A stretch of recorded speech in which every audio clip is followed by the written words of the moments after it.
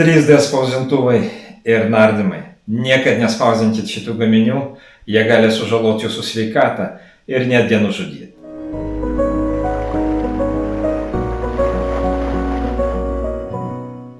Trys D spauda senai nebe egzotika. Daugelis iš mūsų įsigijo ir naudoja 3D spausdintuvus. Kai kurie kaip hobis, kai kurie karts nuo karto atsispausdina ką nors naudingo namams arba buičiai. Taip pat daug naudingų gaminių galima atsispausdinti ir nardymui. Bet šiandien mes pakalbėsim apie tai, ko spausdintis nereikia arba kokie gaminiai gali sužaloti mūsų sveikatą. Aš pastebėjau, kad žmonės karts nuo karto atneša balionus, kurie yra užsukti va tokiais kamšteliais. Kartais sutinku jos nardymo vietoje, kartais atneša balioną, kad jį galima būtų užpildyti oro. Ir iš pirmo žvilgsnio šitie daiktai yra visiškai nekalti ir galbūt kam nors atrodo netgi naudingi. Tokios kamštelius žmonės naudoja motyvuodami tai tom, kad nori apsaugoti krano angą nuo užterštumo arba tam, kad pažymėt, kad šitas balionas yra užpildytas. Jie užsuka šitokį kamštelį ir taip palieka. Nepamirškime, kad balione yra 200 barų slėgio, yra didžiulis slėgis. Transportavimo metu šitas kranas gali dalinai atsidaryti. Arba jo mechanizmai gali po truputėlį būti susidėvėję ir jis po truputėlį gali pradėti praleidinėti orą. Tuomet šitoj vietoj krane pradės susidaryti didelis slėgis. Ir jis gali pasiekti kritinę ribą, kai 3D spaudos sriedis šito slėgio neatlaikys. Tuomet šita visa konstrukcija pataps objektų turinčių didžiulę kinetinę jėgą. Mes ją galim palyginti su medžioklinio šautuvo kulka.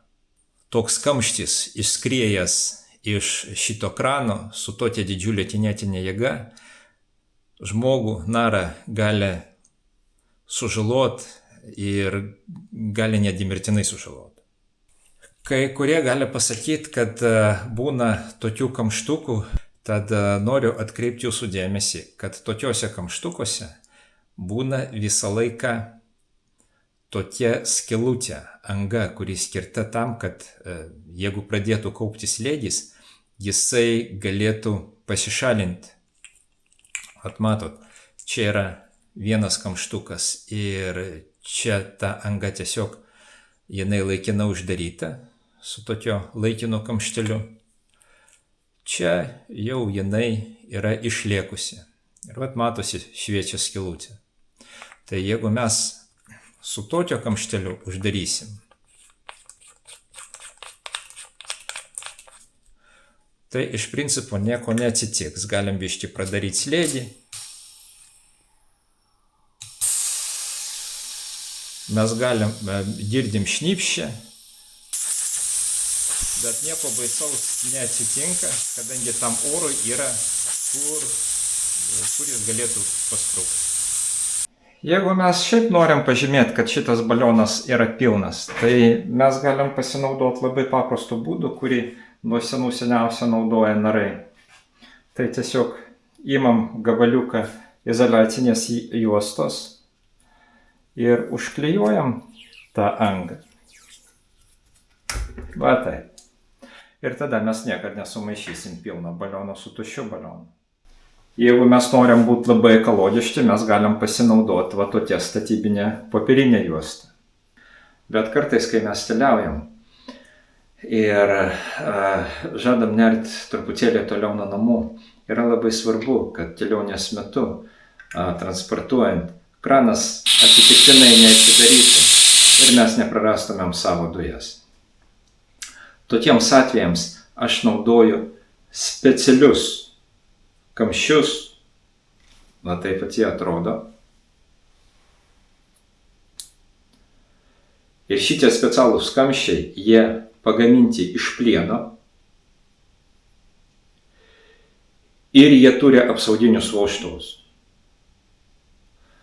Čia yra čekų gamintojas Lola ir jie yra dviejų dydžių.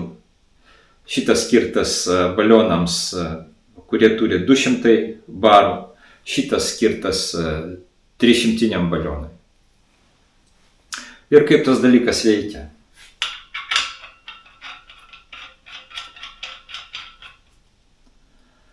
Mes uždėjom šitą kamštį ir, tarkim, transportavimo metu automobilį krestelėjo, kažkaip buvo nelabai gerai padėtas balionas ir jisai atsisuko. O aš dabar atsukau kraną. Kad jums parodyt, kad čia yra slėgis, kad balionas yra pilnas.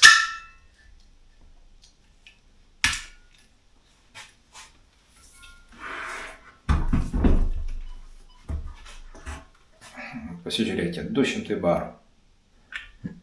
Tarkim, jūsų balionas transportavimo metu atsidarė, bet šitas kamštis neduoda balionui ištuštėti. Ne? Jis laiko balioną uždarytą. Dabar mes uždarom kraną ir kai atidarinėsiu šitą vožtuvą, jūs išgirsite tokį garsą, kaip pas mus suveikia apsauginis vožtuvas.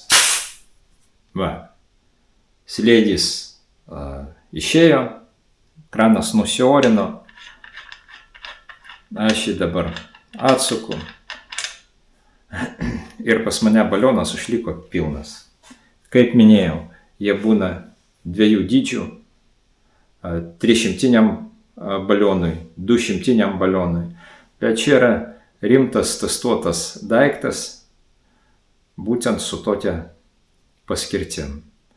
Yra daugiau gamintojų, aš tiesiog naudoju būtent šitą, preliminariai, toks daiktas kainuoja plius minus apie 20 eurų. Na ir dar kartą, niekad nenaudokit tokių kamštelių, kurie yra atspausdinti 3D spausdintuvo pagalba. Jie yra tiesiog pavojingi. Nu, jeigu jums vis vien labai norisi naudoti šitą savo atspausdintą ar draugų padovanotą kamštuką, tai kitą kartą, kai spausdinsit, suprojektuokit, kad čia būtų skylutė. Nu, jeigu jos nėra, bet jums jo labai reikia, jums atrodo jis labai simpatiškas ir reikalingas, tai tą skylutę tiesiog paimkit ir pragręžkit.